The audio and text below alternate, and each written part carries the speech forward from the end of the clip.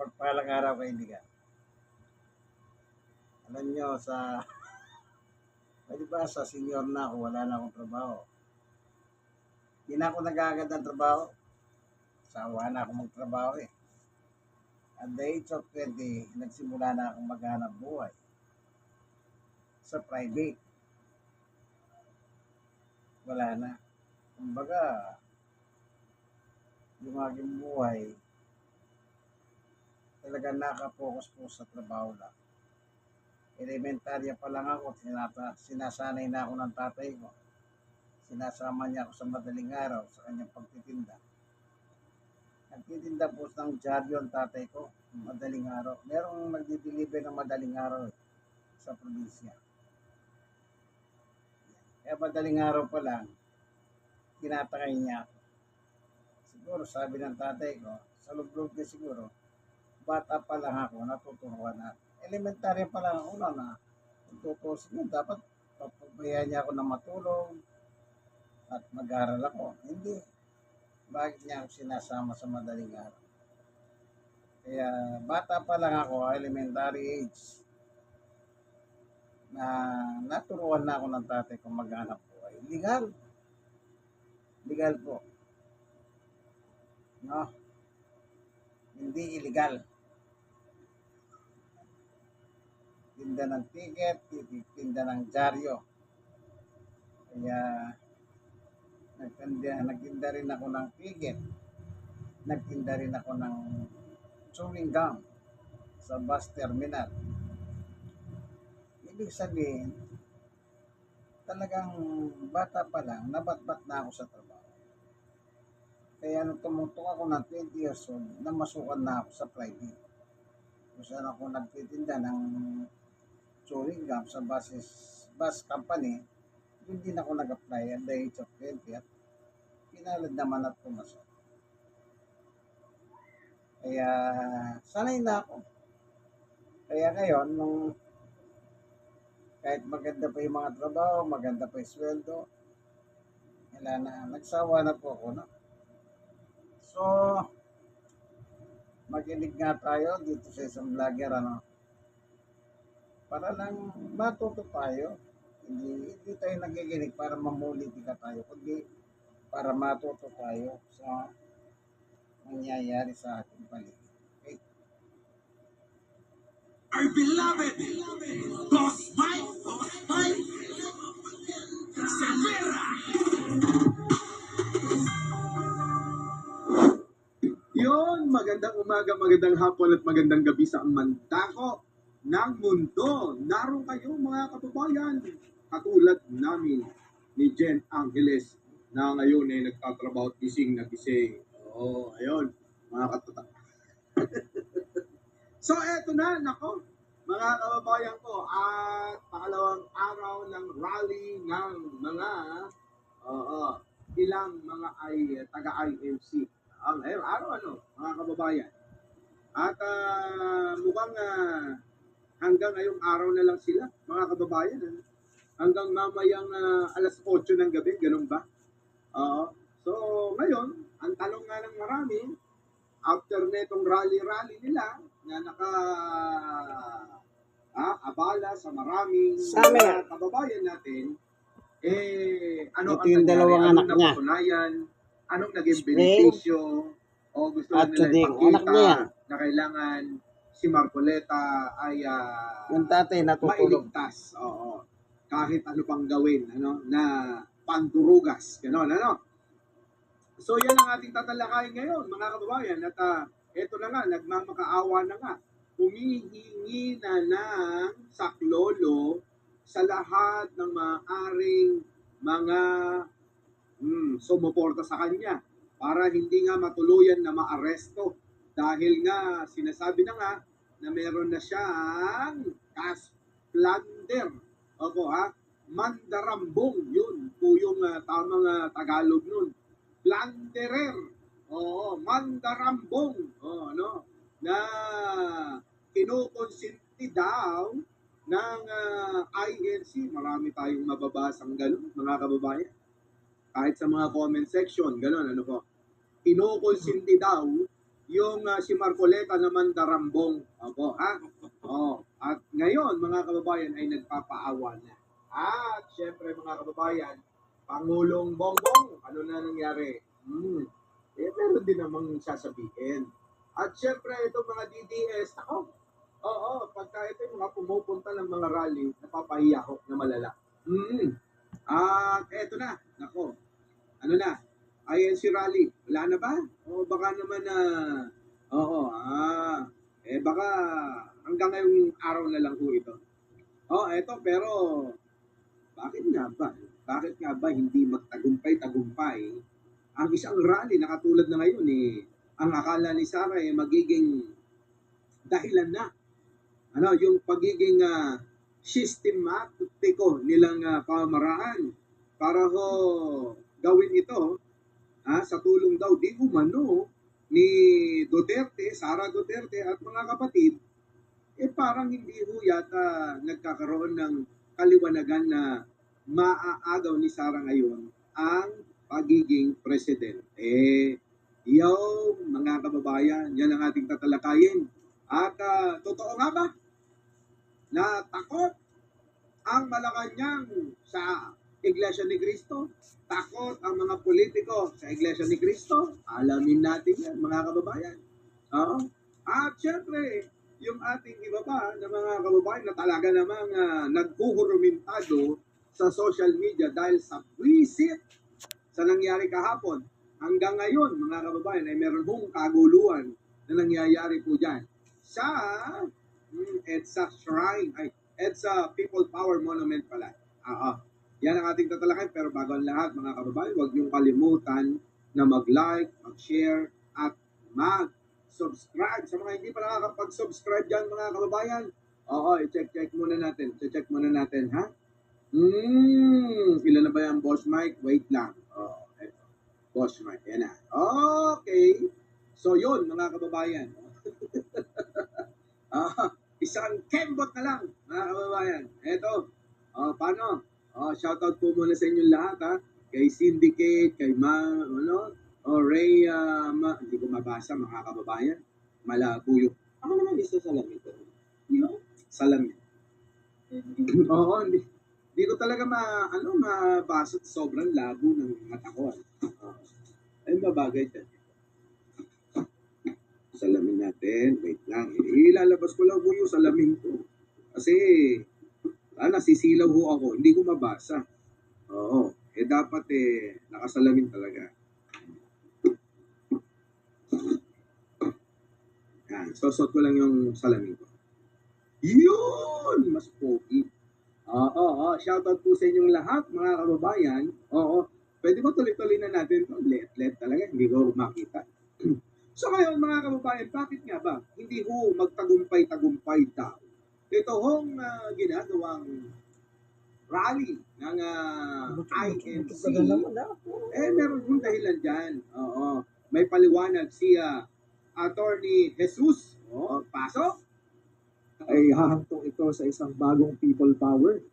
Malabo Malabo. Ang problema ng mga DDS, ang mga problema ng mga anti-Marcos, na when I say anti-Marcos, not the Pinklawan, because Kiko D. Aquino and the Atom Movement, they clarified that they are still anti-Marcos. Ang problema ng mga anti-Marcos, So, ibig sabihin ba, ang Pinklawan hindi na anti-Marcos? Ganon. Ay, ganun pala yun. Ayan mga kababayan, huwag kayo nilang magbatian dyan. Kayo na lang magbatean dyan. Ayan maliwanag Ang dilawan, itong atom, mga kababayan, na pinamumunuan ng isang Aquino, itong si Kiko D. Aquino, Aquino ho yan, yan ho yung namumuno ngayon dyan sa atom. Ngayon po, mga kababayan, sila ay aminadong anti-Marcos pa rin. Ayaw namin sa inyo. Di ba? Ayaw natin sa kanila. Dito na lang tayo sa Pinklawan. Na para ba sinasabi na hindi kami anti-Marcos kasi iba naman kami. Di ba? Tuloy. because na DDS, from the INC to Senator Marcoleta to Mike Defensor, they could never gather the critical mass because wala sa kanila ang Catholic Church, wala sa kanila ang civil society, and wala din sa kanilang Pinklawan. Yes. Ayan Mga kababayan, ang pagtatagumpay ng isang tulad ng ganyan na gusto magpalit ng administrasyon, ayaw pa nila sabi-sabihin, baka ano sila makasuhan mga kababayan ng rebellion. O kaya dinadaan-daan muna na dyan ang pakiramdaman. Mga kababayan ko ay kailangan ninyo ang mga sumusunod na nabanggit. Ito, ulitin natin. Ano ba yon? Ano ba yung kailangan? Attorney Jesus.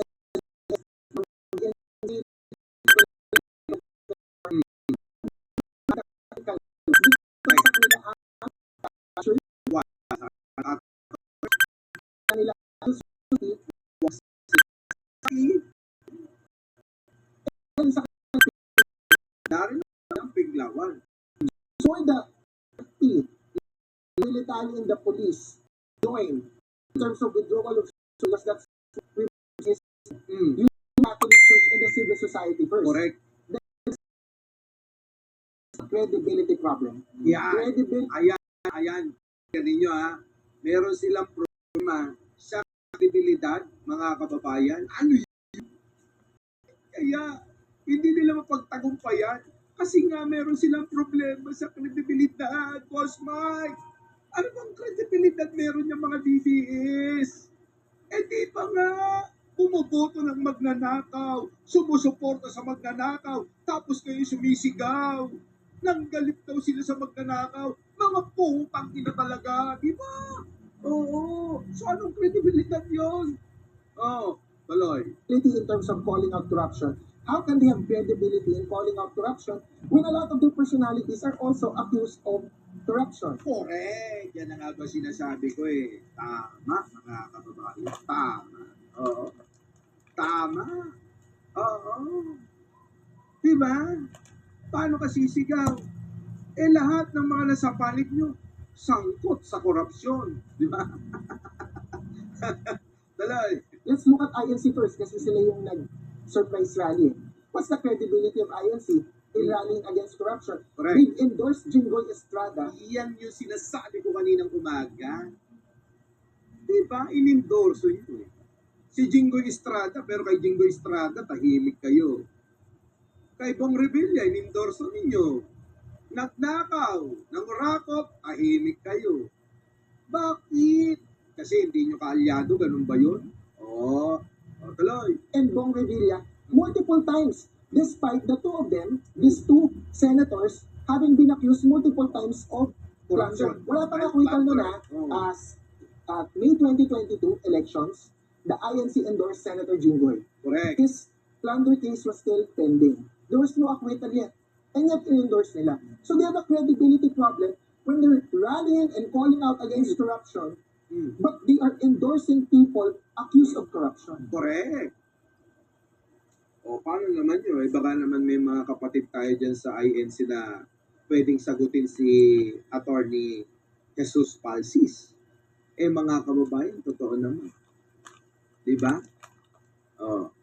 Only selective, sabi nga dyan. Diba? Kahit siyang Arnold Lovers, nandiyan ka ba? Miss out. Baka naman pwede pakibati na lang yung mga bisita natin, Kaya mga kababayan, alam nyo, hong mga nangyayari na ito, yung sinasabi nila na namimili lang ang gobyerno kung sino ang pananagutin, abay, mag-isip-isip kayo, baka kayo yun.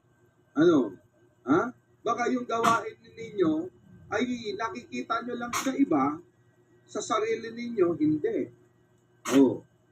At kailangan natin na magsalita, kailangan may kumausap sa inyo para maunawaan ninyo na meron ng problemang ganito. Di po ba? Ano yan? Sasagutin kasi tama siya. Sino ba ito? Leonora Brown? Ikaw ba yan? Wait ka lang. Leonora Brown, ikaw ba yan?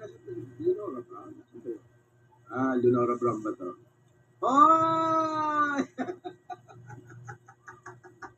Sabi po, hindi ko sasagutin. Kasi tama siya sa sinasabi niya. Ayan na. Yan na sinasabi natin. Di ba?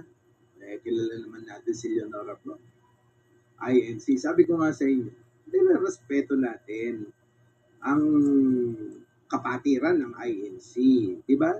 Pero siguro merong talagang dumarating yung panahon na magkakaiba-iba ng pananaw sa mga bagay-bagay. Katulad ngayon, di ba?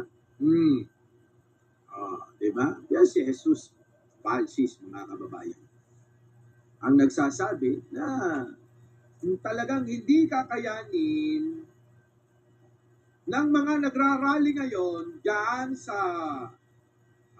po sa People Power Monument sa EDSA na mapabagsak si Pangulong Bongbong Marcos kahit siya pa ay ngayon patungo ng Canada. Mga kababayan, ang Pangulong Bongbong Marcos ngayon po ay malamang ho, nandoon na ngayon wala pa. Papunta na ho, on the way na ho sa Canada para ho magtrabaho. Di ba? Kaya eto, mga kababayan, kung ito, balikan ho natin isa-isahin natin itong sinabi ni Attorney Jesus. Hello po sa inyo lahat. Okay, tuloy. Tingin niyo po ba ay hahantong ito sa isang bagong people power? Sa tingin niyo po ba sabi ng host hahantong ito sa people power?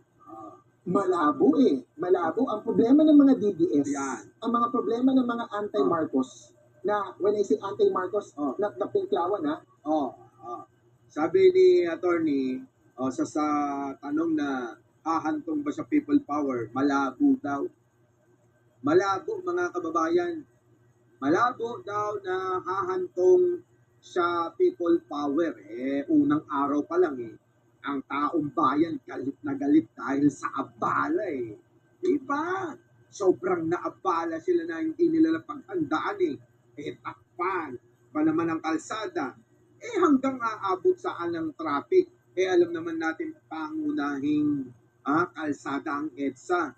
Diyan halos dumadaan ang mga pribadong sasakyan ng mga nag-uupisina, pumapasok diyan sa sa Lasal Green Hills, pumapasok diyan sa Katipunan, yung mga magagandang eskwelahan diyan. Di ba? So, maraming hindi nakapaghanda. Kasama na nga rin po doon yung pong sasakyan nung mag-ina na namatay nga daw na buntis, mga kababayan. Buntis, namatay yung nasa sinapupunan at namatay din ho yung babae. Napabalita ho na nangyari nga po dyan dahil po dyan sa pagkakaipit-ipit sa traffic. Kaya ho sa social media, sabog na sabog ang mga opinion at pananaw na dismayado ang maraming mga kababayan natin. Nasa labas ka man ng bansa, nasa loob ka man ng Pilipinas, dismayado ang marami mga kababayan. Gayong. Di ba? Kaya nga yung isa hong vlogger na OFW natin, yung isa hong vlogger natin na kadama dyan po sa Middle East. Eto, tingnan nyo. Galit na galit, mga kababayan. At itong gobyerno ay pangat! Gaga! Pagkat ito ang gobyerno ay pangat, alin nga mag-resign na kayo kung sa tingin nyo hindi kayo parte ng gobyerno! Correct! Diba? Lahat kayo, mga Duterte, mga senador, lagi nang sinasabi ang gobyerno na to ay bangat! Correct! Ang gobyerno na to ay walang ginagawa! Correct! Animal na mga senador, for your information, parte kayo ng gobyerno nagpangat na sinasabi nyo. Hindi ka nagtrabaho kayo para sa Pilipino. Ang ginagawa nyo mga wala huya. Sumasali kayo manggulo. Sumasali kayo mag-destabilize. Sumasali kayo para siraan ang gobyerno na pinabibilangan nyo. Animal ka! Sabi ko sa inyo mga kababayan di ba? Maraming mga nadidismaya. Maging ho yung wala ho rito sa loob ng bansa. Wala sa loob ng Pilipinas. Mga kababayan Gina G. Tuloy. Walang malay! Dita! Walang malay at sa kagaga! Oo. Ilan na lang kasi kayo at nalalagas na kayo. Oo nga. Paano kasi gigil na gigil kayong pamagsakit ng administrasyon Correct. ngayon, ang gobyerno ngayon na kinabibilangan nyo dahil mostly sa mga kasamahan mo, mga trapo! Correct. Halos lahat ng dumidikit sa mga Duterte Ay. may mga aso. Correct. Oo nga. Tama naman si ate Tama ho, mga kababayan, lahat ng dumidikit sa mga Duterte may mga kaso katulad ni Marcoleta. Uy, Marcoleta, huwag mo lang idamay ang INC. Pati kredibilidad nila, nadadamay na. Tuloy. Animal ka, kasuklam-suklam ang kagaga mo. Kasuklam-suklam ang kagaga mo. Ikaw pa kasuklam-suklam ka. Kaya kapatid mo mismo kakainin mo. Kaya nga, pati kapatid mo, nilalaglag mo. Kininam. Ang gobyernong manhid. Dilatibay. Gobyernong manhid na kabutok. Talagang manhid na sobrang kabutok. Ito mga kababayan, puti nga, pangalaban na ito natin ito sa mga DDS, no? Panlaban ko sa mga DDS. Iraan Manhid at walang pakialam sa hirap ng ating mga magsasaka. Hinatibay! Walang pakialam sa mga magsasaka. Baka nakalimutan mo yung sa tobacco excise tax. Oo. Yung skandal day. Oo, kaso mo yun, Ivy. Yung tobacco excise tax. Hoy, ayusin mo. Bilat imong lubot. Ha? Ang isyo mo sa excise tax sa tobacco. Baka Oo nga. nakalimutan mo nga kurak ka rin. Oo. Animal ka makatagmalinis ka ngayon di puta ka. Tita ko ano sabi ng mga nagtatrabaho sa tabakuhan dahil nagtatrabaho sa tabakuhan na ninakawan mo ng karapatan. Ano sabi nila malaki sana ang tulong nun. Pero hindi nakarating sa kanila ang tulong mo ay hinabot kung ginano mo ang kwarta gaga. Sino ngayon yung walang awa sa mga magsasaka? Ang imo kapatid gaga. Kung ano-ano na ang tinutulong sa mga magsasaka. Tanay mo dam irrigation para sa mga magsasaka para makatulong sa magsasaka. Tama. Namimigay ng lupa para sa magsasaka ang kapatid mo gaga. Oo nga. Yung utang ng mga magsasaka binayaran ng administrasyon ng Marcos ngayon gaga. Oo nga. May totoo din po mga kababayan. Tama ho. Binayaran ni Pangulong Bongbong Marcos ang mga utang ng mga magsasaka pero si Aimee ninakawan niya mga kababayan ng mga magsasaka.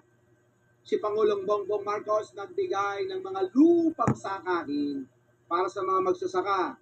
O si Aimee ninakawan niya ng bilyon-bilyon mga kababayan. Naku, tuloy. Hindi ko ba nakikita yan? Ah, Pati yung mga palay na mga binibigay din ng Pangulo ngayon. correct. Pati yung mga storage room para sa mga magsasaka, ginawa ng kapatid mo, gaga! Animal ka! Mangingisda, mga pinakibay! Isama mo na pati tambay! Sektor na nagpapakain sa atin. Yosef! Grabe. Maniwala na sana kami yung di po kapatid. Masalamat ka lang kay May, hindi ako ang kapatid mo. Kaya kung ako kapatid mo, tukapan ka na. Halos walang makain, gutom ang mga pamilya. Wala silang pakain. Dalhin yung kay Biro. Siya ang nagsaing. Ano ba gusto nyo gawin ng Pangulo? Kung wala silang pagkain, puntahan mo, bigyan mo ng pagkain kay sinadura ka. Kung wala silang kasain, kung wala ka kasain, saingan mo sila. Lahat na lang ng problema, yung hindi dapat ipagkain. Pangulo ang sisisihin. Kaya nga, totoo yan mga kababayan. Kasi nga, Inday, eto si Aimee, politiko nga, di ba? Kinukuha ho yung emosyon ng taong bayan. Kinukuha ho yung mga basic na nararamdaman para magalit itong mga dukha. Oo. Dahil siyempre, pag sila wala na kayong magkain, kawawa naman kayo, pero wala naman siyang ginagawa para sa inyo. Ang totoong gumagawa nun ay ang Pangulo, ginagawa lahat. Ang kanyang kabaulan ang kanyang makakaya para maibigay sa inyo lahat. O, di ba? So, ang tinutukoy niya po si Senator Jaime. Galit na galit siya kay Jaime. Ano bang ginagawa ni Senator Jaime? Di ba para sinisira ng kanyang kapatid? Naalala niyo yung nakarang rally sa luneta ng Iglesia ni Cristo? Di ba tumayo siya inyo doon? Sinira ng kanyang kapatid na si Pangulong Bongbong. Oh. Hanggang ngayon, patuloy niya pa rin sinisira sa social media. Kaya yan po yung pinagpuputok ng babae sa abroad. Sige, hanggang dito na lamang ang ating video. God bless us all po sa inyo lahat. Mag-pray kayo. Mainit ang panahon at mainit ang huli.